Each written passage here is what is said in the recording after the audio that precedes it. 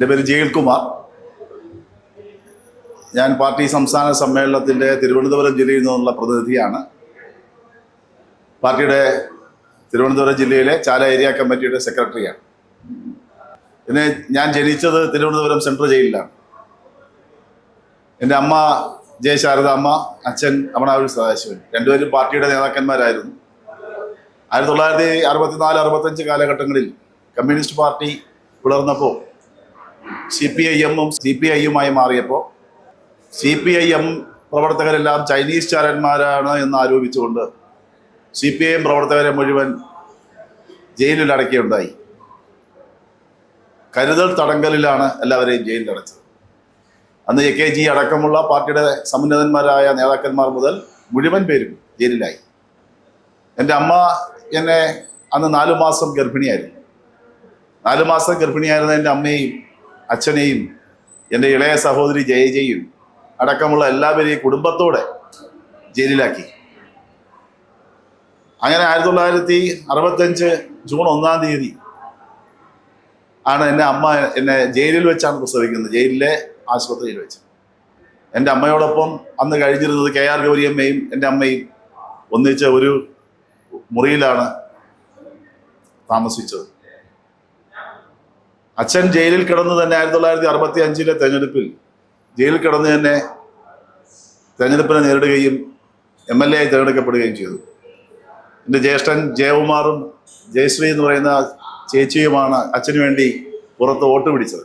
അവരന്നുള്ള കുഞ്ഞുങ്ങളായിരുന്നു, 8 വയസ്സും 3 വയസ്സുമുള്ള കുഞ്ഞുങ്ങളാണ്. അവർ വോട്ട് പിടിച്ചാണ് അന്ന് ജയിച്ചത്.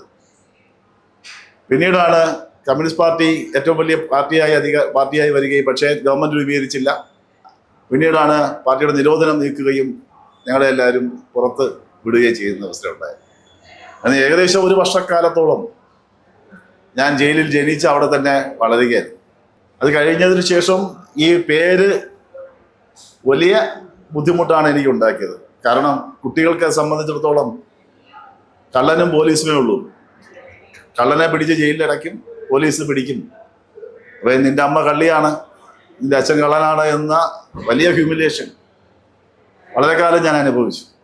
കാരണം എൻ്റെ പേര് തന്നെ മാറ്റണം, എനിക്ക് ഈ പേര് താങ്ങാൻ കഴിയില്ല എന്ന് ഞാൻ അച്ഛനോട് പറഞ്ഞു. അങ്ങനെ പേര് 9-ാം ക്ലാസ്സിൽ വെച്ച് ഞാൻ അശോക് കുമാർ എന്നൊരു പേര് കണ്ടുപിടിച്ച് അത് മാറ്റുന്നതിന് വേണ്ടി ഗസറ്റിൽ കൊടുക്കാൻ വേണ്ടി എല്ലാ കാര്യങ്ങളും നോക്കി. പക്ഷെ അന്ന് രക്ഷകർത്താവ് ഒപ്പിടണമായിരുന്നു. അച്ഛൻ പറഞ്ഞു, നിനക്ക് 18 വയസ്സ് തികയുമ്പോൾ സ്വയമായി തോന്നുന്നെങ്കിൽ ചരിത്രപരമായി നിനക്ക് കിട്ടിയൊരു പേരാണ്, ഈ പാർട്ടിയുടെ ചരിത്രത്തിൻ്റെ ഭാഗമായി കിട്ടിയതാണ്, അത് മാറണമെന്ന് നിനക്ക് 18 വയസ്സ് കഴിഞ്ഞതിന് ശേഷം തോന്നുന്നത് മാറ്റിക്കൊള്ളാൻ പറഞ്ഞു.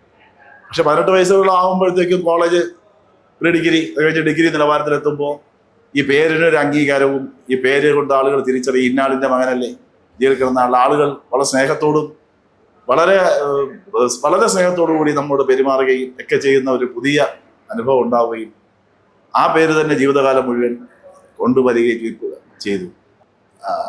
ഞാൻ വക്കീലായിരുന്നു. അത് കഴിഞ്ഞതിന് ശേഷം എനിക്ക് ഗവൺമെൻറ് സർവീസിൽ അസിസ്റ്റന്റ് പബ്ലിക് പ്രോസിക്യൂട്ടറായി ജോലി കിട്ടി. ഞാൻ ഡെപ്യൂട്ടി ഡയറക്ടർ ഓഫ് പ്രോസിക്യൂഷനായി റിട്ടയർ ചെയ്തു. അപ്പോഴും പത്രങ്ങൾക്ക് ഇതൊരു കൗതുകമായിരുന്നു, മീഡിയയ്ക്കും. കാരണം ഞാൻ പ്രോസിക്യൂട്ടർ ആയപ്പോൾ തന്നെ മാതൃഭൂമിയുടെ ഒരു വലിയ ഹെഡിങ്ങോട് കൂടിയുള്ള വാർത്ത, ജയിൽകുമാറിന് ഇനി പ്രതികളെ ജയിലിലേക്ക് അയക്കാൻ നിയോഗം എന്ന തരത്തിലായിരുന്നു. ഭാരതത്തിൽ ഈ പാർട്ടിയുടെ രൂപീകരണവുമായി ബന്ധപ്പെട്ടുള്ളൊരു ചരിത്രത്തിൻ്റെ ത്യാഗത്തിൻ്റെ ഒരു ഭാഗമായി കിട്ടിയ ഈ പേര് ഇന്ന് വളരെ അഭിമാനത്തോടും സന്തോഷത്തോടും കൂടി ഞാൻ ഉൾക്കൊള്ളുകയാണ്. ഇന്ത്യയിലെയും കേരളത്തിലെയും തൊഴിലാളി നിസ്വവർഗത്തിൻ്റെ മുന്നണി പോരാളികളായ പാർട്ടിയുടെ ഭാഗമായി ഈ സംസ്ഥാന സമ്മേളനത്തിൽ പങ്കെടുക്കാൻ കഴിഞ്ഞത് വലിയൊരു ഭാഗ്യമായി ഞാൻ കാണുകയാണ്.